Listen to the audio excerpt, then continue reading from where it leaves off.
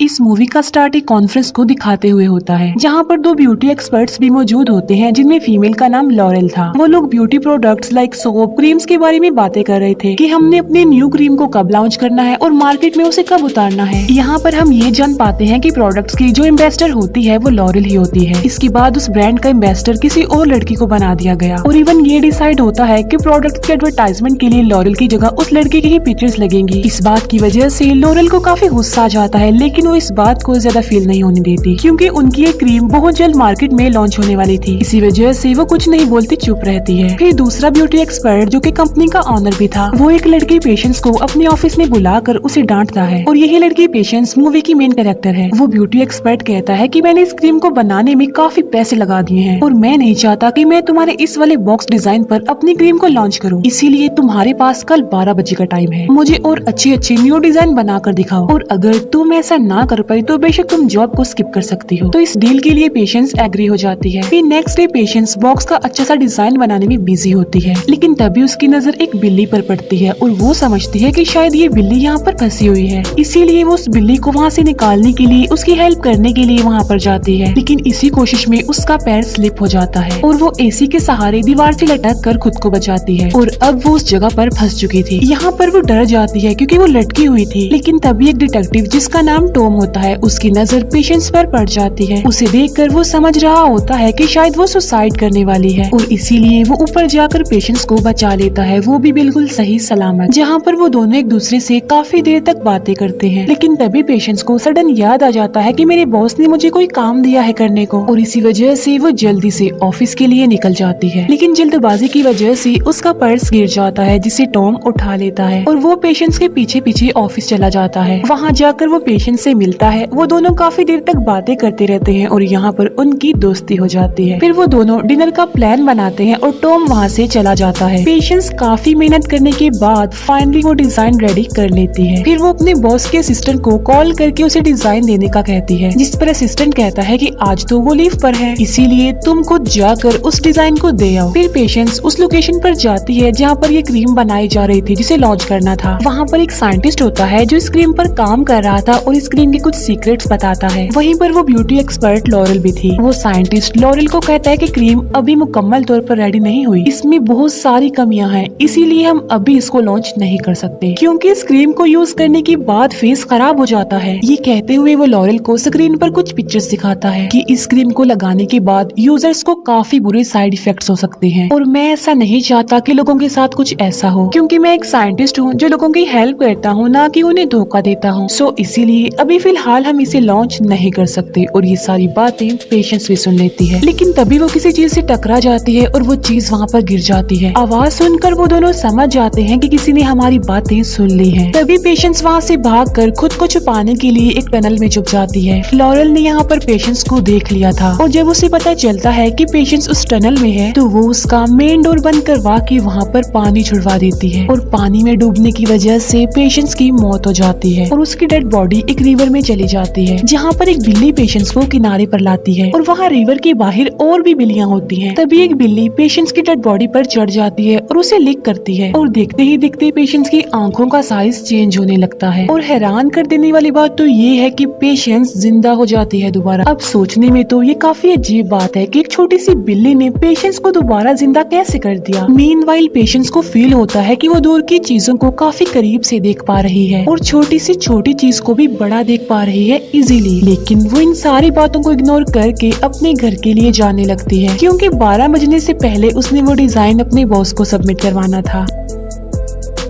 लेकिन लेट होने की वजह से उसका बॉस उसे जॉब से निकाल देता है। अपनी जॉब को खोकर वो बहुत ज्यादा अपसेट हो जाती है, लेकिन तभी उसे टॉम याद आ जाता है कि आज तो हमने डिनर पर जाना था जो कि उसने मिस कर दिया। इसीलिए पेशेंस एक कॉफी कैन पर सॉरी लेकर टॉम के पास जाती है, जहाँ वो मिलकर पहले कॉफी पीते हैं और बाद में बास्केटबॉल भी खेलते हैं। यहाँ पर पेशेंस फील करती है कि मैं पहले से ज्यादा एक्टिव और पावरफुल हो गई हूँ। फिर अगले दिन पेशेंस को अपने घर में वही कैट दिखाई देती है जिसको उसने बचाने के लिए अपनी जान की परवाह नहीं नहीं की। इसीलिए वो समझती है कि ये जो चेंजिंग्स मुझ में आई हैं, यानी जो पावर्स मुझे मिली हैं, शायद ये बिल्ली ही उसकी रीजन हो। इसीलिए उस बिल्ली के गले से उसका बेल्ट निकाल लेती है और एड्रेस के मुताबिक उस बिल्ली की ऑनर से मिलने जाती है, जहाँ पर उसे पता चलता है कि ये कोई नॉर्मल बिल्ली नहीं है, बल्कि इस बिल्ली में ये पावर है कि वो किसी भी मरी हुई लड़की को जिंदा कर सकती है। तब पेशेंस को पता चलता है कि उस रात उसके मरने के बाद इस बिल्ली ने ही उसको जिंदा किया था। फिर बिल्ली की ऑनर पेशेंस को एक मास्क देती है और उसे कहती है कि अपनी पावर्स का सही इस्तेमाल करो। इसके बाद पेशेंस अपने घर आ जाती है। तभी उसे उसकी फीमेल फ्रेंड की कॉल आती है और वो उसे अपनी और टॉम की सारी बातें बता देती है। फिर पेशेंस की फ्रेंड उसे एक ड्रेस गिफ्ट करती है जो कि कैट वुमन का ड्रेस था। फिर उसी रात पेशेंस बाइक पर बैठकर टॉम से मिलने जाती है और वही ड्रेस वो पहनकर जाती है, यानी कैट वुमन का ड्रेस जो उसकी फ्रेंड ने उसे गिफ्ट दिया था। लेकिन रास्ते में ही उसे कुछ चोर नजर आते हैं जो कि गोल्ड की शॉप को लूट रहे थे, जहाँ पर कैट वुमन यानी पेशेंस उन्हें काफी मारती है और ज्वेलरी को लेकर अपने घर आ जाती है। नेक्स्ट मॉर्निंग जब वो ज्वेलरी को देखती है तो उसे रियलाइज होता है कि ये ज्वेलरी मुझे अपने साथ नहीं लानी चाहिए थी, उसने ये गलत किया है। तभी वो एक नेकलेस के अलावा बाकी सारी ज्वेलरी एक इन्वेलप में डालती है और उस इन्वेलप पर सॉरी लिखकर उसे पुलिस स्टेशन पहुंचा देती है। इसके बाद वो अपनी फीमेल फ्रेंड के पास जाती है, जहाँ पर उसे पता चलता है कि क्रीम में कमियां और खामियां होने के बावजूद भी ब्यूटी एक्सपर्ट्स उसे लॉन्च करने जा रहे हैं। इसीलिए वो उस लोकेशन पर जाती है दोबारा से जहाँ पर ये क्रीम बनाई जा रही थी और इस बार वो मास्क और कैट वुमन वाले ड्रेस को पहनकर जाती है। और तभी वो फ्लोर पर देखती है कि लॉरेल के साइंटिस्ट की डेड बॉडी वहाँ पर पड़ी हुई है और ये वही साइंटिस्ट था जिसने इस क्रीम पर काम किया था। और तभी वहाँ पर एक गार्ड आ जाता है और पेशेंस को देखने के बाद वो ये सोचता है कि शायद इस साइंटिस्ट को पेशेंस नहीं मारा है और इसी वजह से वो गार्ड अलार्म को ऑन कर देता है। और तभी वहाँ पर बाकी गार्ड्स भी आ जाते हैं और वो पेशेंस को किलर समझते हैं। तब किसी तरह खुद को बचाते हुए कैट वुमन यानी पेशेंस लॉरेल के पास जाती है, जहाँ पर वो पेशेंस को बताती है कि दूसरा ब्यूटी एक्सपर्ट इस क्रीम में कमियां और खामियां होने के बावजूद भी इसे लॉन्च करना चाह रहा है। इन बातों के दौरान पेशेंस को रियलाइज होता है कि लॉरेल भी अब दूसरे ब्यूटी एक्सपर्ट के अगेंस्ट है, क्योंकि लॉरेल उससे बदला लेना चाहती थी, क्योंकि उसकी जगह अब किसी और को एम्बेसडर बना दिया गया। तब वो दोनों प्लान बनाती हैं कि वो किस तरह उसे रंगे हाथ पकड़वाएंगी और उसके खिलाफ सबूत इकट्ठा करेंगी। यहाँ पर लॉरेल पेशेंस को एक मोबाइल फोन देती है ताकि वो दोनों डिस्कशन करने के लिए एक दूसरे से कांटेक्ट कर सके। इसके बाद टॉम जब अपनी ड्यूटी पर होता है तब उसकी नजर उसी कॉफी कैन पर पड़ती है जो उसे पेशेंस ने दी थी, जिस पर सॉरी लिखा हुआ था। तभी वो ज्वेलरी वाले एनवेलप को भी देखता है जिस पर सॉरी लिखा था और इसीलिए वो उस वाले सॉरी को कॉफी कैन वाले सॉरी से मैच करता है। और यहाँ पर टॉम को पेशेंस पर शक होने लगता है कि शायद उसी ने ही चोरी की होगी, उसी ने ये सॉरी वाला एनवेलप भिजवाया। इसीलिए टॉम उसे मिलने जाता है, जहाँ पर वो दोनों एक दूसरे के साथ काफी टाइम स्पेंड करते हैं, काफी बातें करते हैं। और रात को जब पेशेंस सो रही होती है तब टॉम एविडेंस कलेक्ट करने के लिए एक गिलास चुराकर अपने साथ ले जाता है। फिर थोड़ी देर बाद लॉरेल के दिए हुए मोबाइल पर रिंग होने लगती है और वो लॉरेल की कॉल थी जिसे पेशेंस सुनती है। लॉरेल उसे बताती है कि मैंने दूसरे ब्यूटी एक्सपर्ट के खिलाफ एविडेंस इकट्ठे कर लिए हैं और इसी वजह से उसे सजा हो जाएगी। उन एविडेंस को देखने के लिए पेशेंस जल्दी से लॉरेल के पास चली जाती है और इस बार भी वो पूरे कैट वुमन के गेटअप में आती है, जहाँ पर लॉरेल उसे कहती है कि तुम्हें उस सोफे के पीछे सारे एविडेंस मिल जाएंगे। इसीलिए पेशेंस देखने के लिए जल्दी से सोफे के पीछे जाती है। वो देखती है कि वहाँ पर तो उस ब्यूटी एक्सपर्ट की डेड बॉडी है और उसकी डेड बॉडी को देखकर ऐसा लग रहा था कि शायद किसी बिल्ली ने उसे मारा हो। यहाँ पर लॉरेल पेशेंस को कहती है कि मैं बहुत अच्छे से जानती हूँ कि उस क्रीम में अभी बहुत सारी कमियां हैं और साइड इफेक्ट्स हैं, लेकिन इसके बावजूद भी मैं उसे लॉन्च करना चाहती हूँ क्योंकि मुझे पैसा चाहिए,